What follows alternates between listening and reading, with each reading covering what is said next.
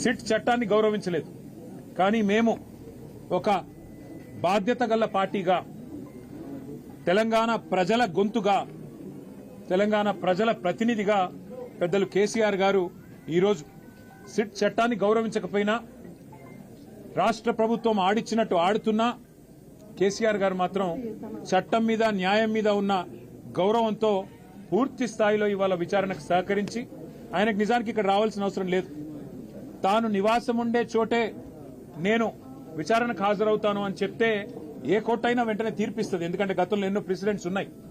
కానీ కేసీఆర్ గారు మాత్రం తాను ఏ తప్పు చేయలేదు కాబట్టి, మేము ఏ తప్పు చేయలేదు కాబట్టి నిజాయితీగా ఈరోజు వారు రావాల్సిన అవసరం లేకున్నా, అవసరమైతే న్యాయస్థానాన్ని ఆశ్రయించే అవకాశం ఉన్నా, చట్టాన్ని గౌరవించే ఒక రాజ్యాంగబద్దమైన పదవిలో ఉన్న గౌరవ ప్రతిపక్ష నాయకుడిగా, తెలంగాణ తొలి ముఖ్యమంత్రిగా, గౌరవ ప్రజాప్రతినిధిగా వారు ఈరోజు సిట్కి సంపూర్ణంగా సహకరించారు.